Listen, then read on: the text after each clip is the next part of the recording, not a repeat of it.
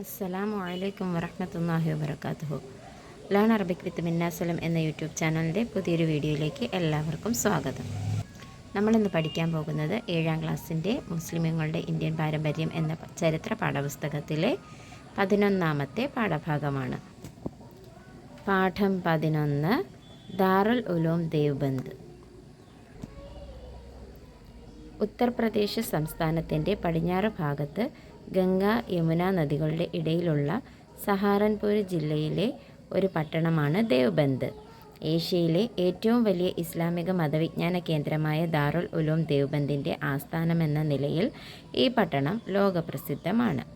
മുസ്ലിം സമുദായത്തിൽ അന്ധവിശ്വാസങ്ങളും അനാചാരങ്ങളും വർദ്ധിക്കുകയും യഥാർത്ഥമായ ഇസ്ലാമിക തേജസ് നഷ്ടപ്പെട്ടുകൊണ്ടിരിക്കുകയും ചെയ്ത കാലത്ത് മഹാപണ്ഡിതനും സൂഫി വര്യനും പ്രതിഭാശാലിയുമായ മൗലാന മുഹമ്മദ് ഖാസിം നാനൂത്തവി റഹ്മത്തുള്ളാഹിയാണ് ദാറുൽ ഉലൂം എന്ന മഹത്തായ സ്ഥാപനം സ്ഥാപിച്ചത്. പ്രവാചകൻ മുഹമ്മദ് നബി സല്ലല്ലാഹു അലൈഹി വസല്ലമ തങ്ങളെ സ്വപ്നത്തിലൂടെ ദർശിച്ചതിൻ്റെ അടിസ്ഥാനത്തിൽ ഒരു മാതള നാരകത്തിൻ്റെ ചുവട്ടിൽ വെച്ചാണ് ദർസിൻ്റെ തുടക്കം. ഇന്ന് ലോകത്തെ ഏറ്റവും വലിയ സ്ഥാപനങ്ങളിൽ ഒന്നായി ഉയർന്നിട്ടുള്ള ഈ സ്ഥാപനം ആയിരക്കണക്കിന് പണ്ഡിതന്മാരെ ലോകത്തിന് സംഭാവന ചെയ്തിട്ടുണ്ട്. മതവിദ്യാഭ്യാസ രംഗത്തെ പ്രവർത്തനത്തോടൊപ്പം രാഷ്ട്രീയ സാമൂഹിക മേഖലകളിലും ദയൂബന്ദി പണ്ഡിതന്മാർ സജീവമായിരുന്നു.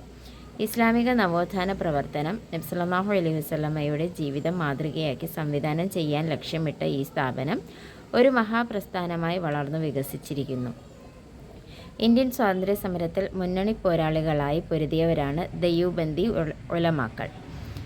ഡൽഹി സഹാറൻപൂർ റോഡിലെ ഷറംലി എന്ന സ്ഥലത്ത് വെച്ച് ബ്രിട്ടീഷ് സൈന്യവുമായുള്ള ഏറ്റുമുട്ടലിൽ ധാരാളം ഉലമാക്കൾ ഷഹീദാവുകയും മൗലാന മുഹമ്മദ് ഖാസിം നാനൂത്തവി, മൗലാന റഷീദ് അഹമ്മദ് ഗംഗോഹി തുടങ്ങിയ നേതാക്കൾക്ക് പരിക്കേൽക്കുകയും ചെയ്തു. ഈ സംഭവത്തിനു ശേഷം ബ്രിട്ടീഷുകാർ മുസ്ലിങ്ങളെ രാജ്യദ്രോഹികളായി പ്രഖ്യാപിക്കുകയും ക്രൂരമർദ്ദനം ആരംഭിക്കുകയും ചെയ്തു. ബ്രിട്ടീഷുകാരുടെ പ്രതികാരത്തിനിരയായി 2 ലക്ഷത്തിലധികം മുസ്ലിങ്ങളാണ് ആ കാലഘട്ടത്തിൽ കൊല ചെയ്യപ്പെട്ടത്. അതിൽ 1,50,000 പേർ ഉലമാക്കളായിരുന്നു. ഇതുകൊണ്ടും അരിശം തീരാതിരുന്ന ബ്രിട്ടീഷുകാർ ദീനീ വിജ്ഞാന രംഗം തന്നെ തച്ചുടയ്ക്കാൻ ശ്രമം ആരംഭിച്ചു. ഡൽഹിയിലും പരിസരങ്ങളിലും ഉണ്ടായിരുന്ന 1000-ലധികം മദ്രസകൾ അവർ തകർത്തു.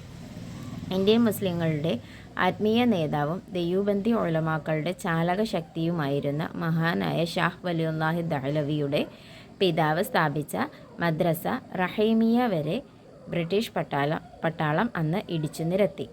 ഇസ്ലാമിക സംസ്കാരത്തിനെതിരെയുള്ള കടന്നുകയറ്റം തുടർന്നുകൊണ്ടിരുന്ന തികച്ചും അപകടകരമായ ഈ കാലഘട്ടത്തിലാണ് ദാറുൽ ഉലൂം സ്ഥാപിതമാകുന്നത്. 1886 മെയ് 30 സ്ഥാപിതമായ ഈ മഹൽ സ്ഥാപനം എല്ലാ പ്രതിസന്ധികളെയും അതിജീവിച്ച് ഇന്ന് വിജ്ഞാന രംഗത്ത് സൂര്യനെ പോലെ പ്രകാശിക്കുകയാണ്. ലക്ഷക്കണക്കിന് ഗ്രന്ഥശേഖരമുള്ള ദാറുൽ ഉലൂമിലെ കുത്തുബ്ഖാന ലോകത്തിലെ ഏറ്റവും വലുപ്പം കൂടിയ പ്രമുഖ ഗ്രന്ഥശാലകളിൽ ഒന്നാണ്. കേരളത്തിലെ പ്രഗത്ഭ പണ്ഡിതർ ശ്രേഷ്ഠന്മാരായ മൗലാന ഷെയ്ഖ് ഹസൻ ഹസ്രത്ത്, മർഹൂം മൗലാന മുസ്തഫ ആലിം സാഹിബ്, മർഹൂം കെ അബൂബക്കർ ഹസ്രത്ത്, സയ്യിദ് അബ്ദുറഹ്മാൻ ഇമ്പിച്ചിക്കോയ അൽ അസ്ഹരി തങ്ങൾ തുടങ്ങിയവർ ദാറുൽ ഉലൂം ദയൂബന്ദിൽ ഉപരിപഠനം നടത്തിയവരാണ്.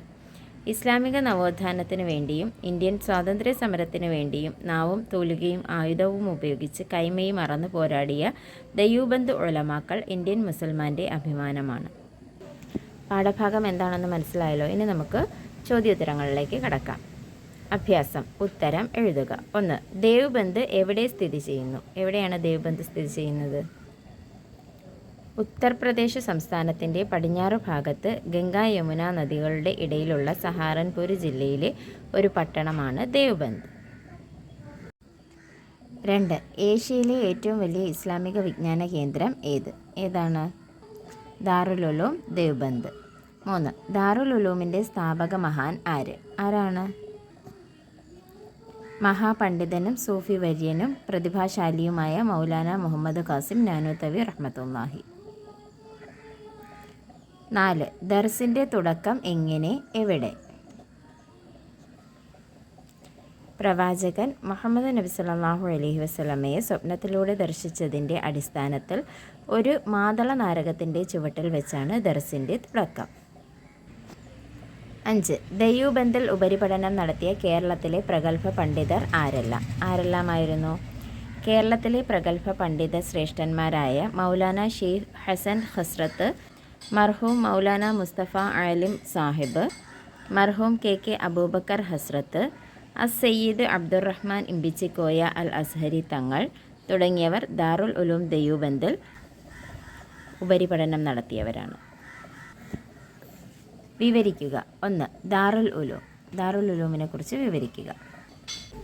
ഉത്തർപ്രദേശ് സംസ്ഥാനത്തിൻ്റെ പടിഞ്ഞാറ് ഭാഗത്ത് ഗംഗ യമുന നദികളുടെ ഇടയിലുള്ള സഹാറൻപൂർ ജില്ലയിലെ ഒരു പട്ടണമാണ് ദേവ്ബന്ദ്. ഏഷ്യയിലെ ഏറ്റവും വലിയ ഇസ്ലാമിക മതവിജ്ഞാന കേന്ദ്രമായ ദാറുൽ ഉലൂം ദേവ്ബന്ദിൻ്റെ ആസ്ഥാനമെന്ന നിലയിൽ ഈ പട്ടണം ലോകപ്രസിദ്ധമാണ്.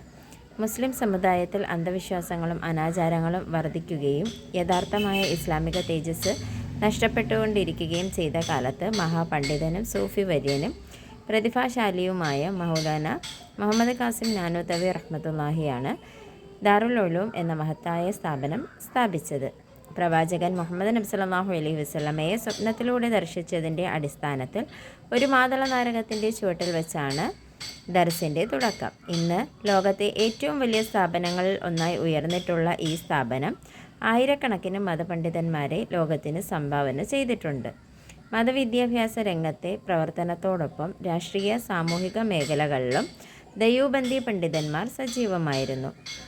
ഇസ്ലാമിക നവോത്ഥാന പ്രവർത്തനം നബി സല്ലല്ലാഹു അലൈഹി വസല്ലമ തങ്ങളുടെ ജീവിതം മാതൃകയാക്കി സംവിധാനം ചെയ്യാൻ ലക്ഷ്യമിട്ട ഈ സ്ഥാപനം ഒരു മഹാപ്രസ്ഥാനമായി വളർന്നു വികസിച്ചിരിക്കുന്നു. 2. ദയൂബന്ദി ഉലമാക്കൾ. മതവിദ്യാഭ്യാസ രംഗത്തെ പ്രവർത്തനത്തോടൊപ്പം രാഷ്ട്രീയ സാമൂഹിക മേഖലകളിലും ദയൂബന്ദി പണ്ഡിതന്മാർ സജീവമായിരുന്നു. ഇസ്ലാമിക നവോത്ഥാന പ്രവർത്തനം നബി സല്ലല്ലാഹു അലൈഹി വസല്ലമ തങ്ങളുടെ ജീവിതം മാതൃകയാക്കി സംവിധാനം ചെയ്യാൻ ലക്ഷ്യമിട്ട ഈ സ്ഥാപനം ഒരു മഹാപ്രസ്ഥാനമായി വളർന്നു വികസിച്ചിരിക്കുന്നു. ഇന്ത്യൻ സ്വാതന്ത്ര്യ സമരത്തിൽ മുന്നണി പോരാളികളായി പൊരുതിയവരാണ് ദയൂബന്ദി ഉലമാക്കൾ.